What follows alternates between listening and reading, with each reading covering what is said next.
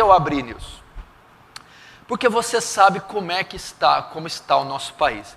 Eu acredito que hoje não tem nenhum país no mundo que mais está chamando a atenção das nações do que o Brasil. Eu acredito que hoje, pelo menos hoje, agora, nesse último mês, não existe nenhum país do mundo que possui tanta confusão, que está sofrendo uma crise tão devastadora como o nosso país. Eu não acredito. Eu não acredito.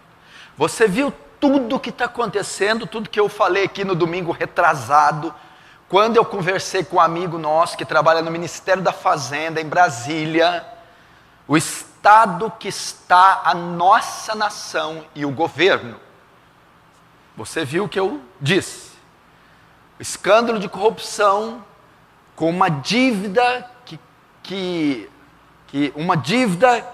quase chega o valor do nosso PIB, 1,3 trilhão de reais, é mais ou menos isso o PIB. A dívida chega a quase 1 trilhão de reais. E você sabe que hoje aconteceu outro desastre, outra tragédia. A presidenta Dilma Rousseff, ela convidou o ex-presidente Luiz Inácio Lula da Silva para ser um dos seus ministros. E o que isso significa? Significa que o Lula, ele foi citado na Lava Jato, que é uma operação que está descobrindo a onda de corrupção dentro da Petrobras, que é através da Petrobras que chegamos nesse número trilionário, e tudo está apontando que o mentor de toda essa quadrilha, essa roubalheira, é o homem que declarou há 3 meses atrás ser o cidadão mais honesto do Brasil. E quando as investigações apontaram para ele, e ele foi depor forçadamente na Polícia Federal para o juiz Sérgio Moro, ele viu que ele estava na iminência de uma condenação, que a casa estava caindo, que ele ia ser preso por causa do triplex, etc, etc, etc. E agora o que ele faz? Pede para Dilma chamá-lo para ser ministro, para que ele tenha foro privilegiado, ou seja, uma vez que ele é ministro, ele não pode ser julgado pela Polícia Federal, ele sai das mãos, ele sai da mira do Sérgio Moro e vai ser julgado pelo Tribunal Supremo. Ou seja, não só ele pode escapar da condenação, como sendo ministro, ele toma das mãos da presidenta o governo do país e passa para o seu 3º mandato. Lula já foi presidente 2 vezes. Mas através dessa medida, ele desativa a Dilma e ele mesmo é quem vai governar. Pode não ser preso e ainda governar o Brasil. Então são notícias que nos chocam. Nos chocam.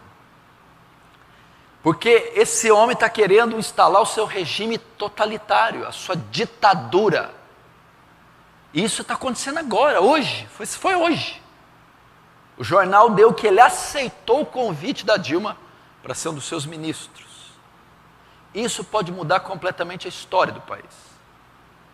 Pode haver medidas, pode ser que a oposição se levante, pode ser que o Congresso não aprove, pode ser que esse homem de fato não seja permitido que ele seja ministro e que ele volte a ser julgado pelo juiz Moro e seja condenado, preso e outras coisas. Só que pode ser que não. Pode ser o contrário. Pode ser que Deus esteja intentando enviar um juízo sobre essa nação. Porque essa nação é corrupta, essa nação é imoral, essa nação é idólatra. E pode ser uma das medidas sobre o povo brasileiro. Porque o povo brasileiro também é corrupto. essa nação pecou, essa nação adora outros deuses, é uma nação vulgar, sensual, imoral. Pode ser que Deus esteja aplicando, através dessa quadrilha, juízo sobre o Brasil. Porque o Brasil não é um país correto, não é um país honesto. E pode ser que é uma das medidas de Deus aplicar juízo nesse país por causa da igreja brasileira, que é uma igreja adúltera, corrupta, e não é a igreja de Cristo. É por causa dos falsos profetas. Está tendo tanta aberração em nome de Deus, tanta orgia, tanta blasfêmia envolvendo o nome de Deus por parte dessas falsas igrejas, que talvez seja o juízo de Deus sendo aplicado na nação através dessa quadrilha do PT por causa do pecado da igreja moderna. Nós estamos entre os países que mais cresce a igreja evangélica. É o país que mais o evangelicalismo está em evidência. Congressos, conferências, shows, campanhas, CDs. É um mercado bilionário, o mercado gospel no Brasil. Só que é um mercado herege, apóstata, ímpio, que está sujando o nome de Deus, ofendendo a glória de um Deus santo, cultos apóstatas, cultos a demônios, doutrinas de demônios, cultos ao Deus da fertilidade, da orgia e da sensualidade. O ímpio tem se escandalizado. O ímpio tem se escandalizado. Então, por causa desse falso fogo que está sendo oferecido para Deus, esse fogo estranho, por causa dessa igreja brasileira moderna, o nome de Deus está sendo blasfemado entre os gentios. Eles estão servindo de pedra de tropeço para os pequeninos. Estão fazendo os ímpios 2 vezes mais filhos do inferno. Estão afastando os pequeninos do caminho da salvação. Pode ser que Deus, através dessa onda de corrupção, esteja aplicando juízo sobre essas igrejas mundanas, para que então ele purifique essa igreja, ele peneire essa igreja, e esses lobos, esses falsos profetas, esses bodes que ficam sendo entretidos nesses cultos shows, eles enfim sejam varridos do corpo de Cristo. Pode ser isso. E eu acredito que seja isso. Porque atrás de toda essa onda de corrupção está o cabeça Lula, que se auto-intitulou a Jararaca. Ele disse, né? Tentaram matar a Jararaca, mas acertaram só o rabo dela. Não acertaram a cabeça. A Jararaca está viva. Ou seja, ele se autodenominou uma Jararaca. Ou seja, um animal peçonhento, venenoso, né? Que está à frente dessa comissão, desse governo. E nós não podemos ficar parados de ver o Brasil e a bancarrota, a ruína, ver esses governantes destruírem a família, violentarem as crianças e destruir os valores cristãos, morais. Nós temos que ir à guerra, ir à luta. Eu escrevi um artigo ontem para o nosso canal Defesa do Evangelho. Vamos lutar. Vamos lutar. Deus nos chamou para lutar. Só que presta atenção. Por trás de toda essa onda de corrupção, todos esses escândalos e essas aberrações, e até essa apostasia dentro da igreja, que está clamando pelo juízo divino, está sim a figura da Jararaca. É de fato a Jararaca que está no comando. A antiga serpente, o diabo. É ele que está por trás de todo esse sistema corrupto. É ele que está por trás de toda a maldade. É ele que está por trás de todos os escândalos eclesiásticos. é a antiga serpente, o diabo. A antiga serpente que se chama Satanás. Logo, diante dessa verdade, a guerra, ela cria outro nuance. A guerra está em outro âmbito. É uma guerra espiritual. Nós não sairemos para guerrear com armas, com explosivos. Nós não pegaremos em armas. Não é assim que a igreja luta. Porque o oponente, diferente dessa jararaca ímpia, humana, é espiritual. E Paulo vai dizer aos Coríntios, no capítulo 10, as armas da nossa milícia não são carnais, não são humanas, não são físicas, mas espirituais, mas poderosas para destruir fortalezas. Nós vamos lutar contra essa horda, nós vamos lutar contra esse infestar de apostasia, nós vamos lutar contra esse crime, contra esses atos criminosos a céu aberto, mas nós vamos lutar de joelhos, nós vamos combater o bom combate, orando, jejuando, pregando o Evangelho, nos santificando, nos revestindo da armadura de Deus, amando o próximo, sendo leais, honestos, íntegros, puros. É assim que nós vamos vencer. É assim que a igreja combate. É assim que você deve combater. E isso tudo tem que mexer com você. Não adianta você ficar alheio. Isso aqui vai afetar sua panela na hora do almoço. Isso vai afetar seu passe de ônibus. Isso vai afetar a prestação da sua casa, do seu carro. Isso vai afetar seus remédios, sua consulta e a fila que você já pega no SUS. Isso vai afetar a educação das suas crianças, seus filhos e netos. Isso vai afetar até o seu culto. Você não pode ficar parado. E o que Paulo manda a gente fazer? E as ruas, claro, isso é constitucional, pode fazer um protesto saudável, pacífico, não tem problema nenhum. Os cristãos quiserem fazer isso, não tem problema nenhum. Porque como cidadãos, eles podem tomar medidas legais, como voto, como protesto, como impeachment. E o crente, apesar de crente, é um cidadão, desde que seja ordeiro, debaixo da lei, com a permissão da palavra, não tem nenhum problema. Todavia, o nosso campo de batalha não é nas ruas, é no nosso quarto. Algumas pessoas devem ter visto aquele filme, Quarto de Guerra. Pois é lá no seu quarto. E o que Paulo está ensinando aqui?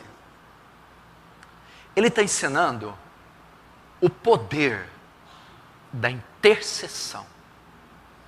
A arma que Deus deu a você. Essa ferramenta poderosa que infelizmente está enferrujada nas mãos da igreja. Não existe nenhuma outra instituição no mundo que possui essa ferramenta a qual eu e você possuímos. Não existe. E não existe instituição, Estado, não existe exército na terra que possui a ferramenta que possuímos. E não existe no universo uma ferramenta mais poderosa que essa. Uma arma mais destrutível do que essa. Destruidora do que essa. Não existe nenhum poder que se assemelha ao poder que a igreja tem. É o poder da oração. É a ferramenta da oração. Paulo diz, embora vivendo na carne, não militamos segundo a carne. Meu Deus, a interpretação do versículo é tão simples.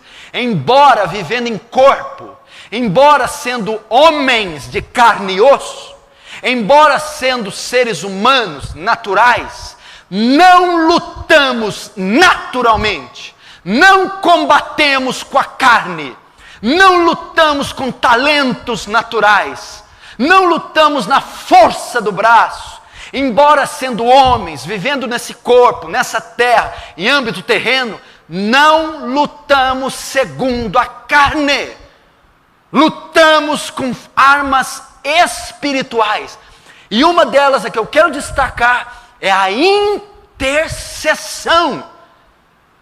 É a única conselho que Paulo deu a Timóteo. Eles estavam vivendo numa recessão. Eles estavam vivendo uma opressão política das jamais vistas. Era o Império Romano. O seu monarca, o seu imperador era Nero. Era o império mais poderoso que já pisou na terra. Um império que durou 500 anos. Uma força destruidora, opressora. E qual a ferramenta Paulo ensinou Timóteo a usar? Intercessão. Você vai barrar esse império orando. Você vai mudar a sorte do povo orando.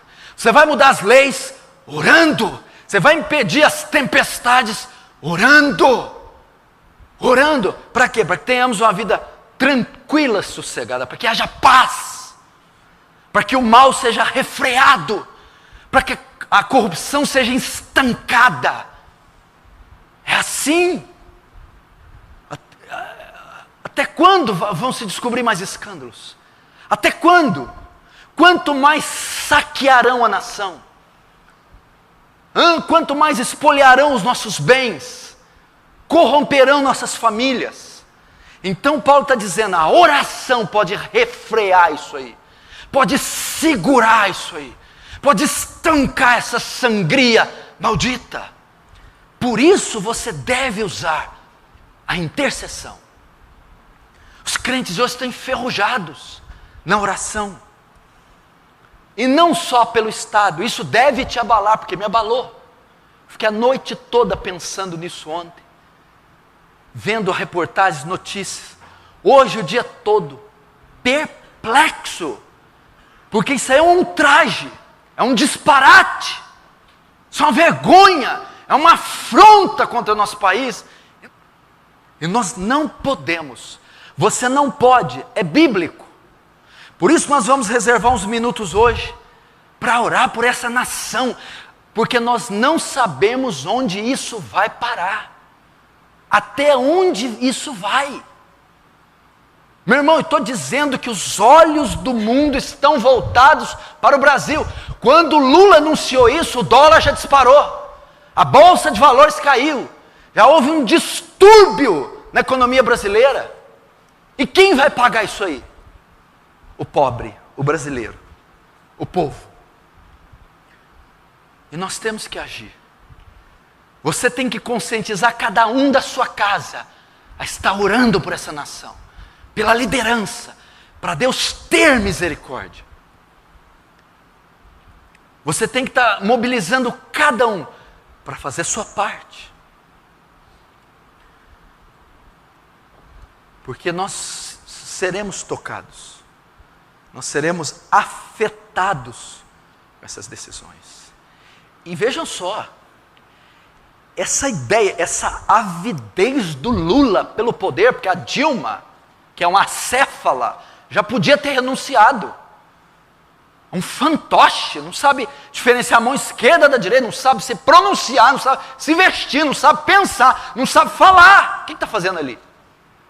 É porque tem um projeto, uma ideologia marxista de domínio e governo totalitário para fazer a bandeira brasileira ser vermelha. E o Lula, mesmo com todos os escândalos caindo na cabeça dele, ele está insistindo em ocupar um cargo porque eles querem tomar o poder à força e querem destruir os valores da nação brasileira. Querem tornar a nação comunista, ateísta. Querem fazer o povo viver debaixo de uma servidão e tirar a liberdade do Estado. É isso que eles querem fazer. Então eu vejo a tentativa dele, não é o poder pelo poder, não é o dinheiro apenas. É não perder os 4 mandatos que o PT conquistou todos esses anos. é não perder o controle, é não permitir que a metástase seja estancada, mas fazer com que ela alcance todo o território nacional. Porque eles têm uma ideia, não é só o saque pelo saque, não é só roubar, não é só o poder, não tem nada a ver com triplex ou sítio. É uma ideologia ser implantada no maior país da América do Sul. É transformar os valores da nação. É se tornar um ditador e dominar pela força a nação. E esse projeto vem desde o primeiro mandato. 4, 8, 12 e agora o quarto mandato desse governo, que tem a Dilma só como fantoche, quem governa é ele e a quadrilha. Agora o importante é nós fazermos o nosso papel. E o nosso papel é o que Paulo falou para Timóteo. Ora por Nero. Ora pelos centuriões romanos. Ora pela guarda pretoriana. Ora pelos governantes. Ora por Pôncio Pilatos. Ora por Anás e Caifás. Ora pelas autoridades em eminência. Nós temos que orar. Nós temos que colocar na brecha. Por quê? Porque milhões de crianças vão ser afetadas. Vão ser aliciadas, influenciadas, incitadas à pedofilia, ao homossexualismo, à neutralidade de gênero, ao ateísmo. As escolas hoje são verdadeiras balbúrdias. São centros de delinquência juvenil. Acabar com a estrutura, com a base, as raízes, os alicerces daquilo que sustenta uma civilização. E como que nós não vamos sofrer isso? E como que luta? Orando. Daniel, quando vai orar a Deus, ele diz assim, ó: Tu é o Deus que muda leis e estações, que remove reis. Ele muda leis, ele muda estações, ele remove reis. Só ele pode intervir. Ninguém tem poder de parar essa máquina de corrupção. Você sabe, quem conhece um pouquinho de medicina, ou já sofreu com câncer, sabe que dependendo do ponto que o câncer se estende, é irreversível. É irreversível. E eu temo que esse câncer que esteja instalado no Brasil já seja irreversível. Forças armadas, seja tudo entrelaçado, tudo corrompido. Então nosso futuro vai ser todo afetado. Você precisa orar, jejuar, clamar. Não dá, irmão, para ver a banda passar e ficar jogando frescobol. Tiago capítulo 5, verso 16, diz assim. Eu vou falar novamente da ferramenta. Muito vale a súplica de um justo por sua eficácia. A igreja está perdendo a característica de oração. A igreja está se tornando uma igreja gorda, preguiçosa, eletrônica, sofisticada, imediatista, e ela está se esquecendo do lugar secreto de oração. Muito vale a súplica de um justo por sua eficácia. A igreja que não permanecer de joelhos nesses últimos dias vai ser aniquilada. O crente que não aprender a cultivar uma vida de oração vai ser dizimado. Não existe arma mais poderosa nas mãos do crente do que a oração. Não substitua a oração pelo WhatsApp, pelo Twitter, pelo Facebook, pelo celular. Não substitua a oração pela TV. Não substitua a oração pelos passeios, terapias, modismos pentecostais. Se você quiser ver resultados expressivos na sua vida, você deve ficar de joelhos, e ficar muito tempo de joelhos.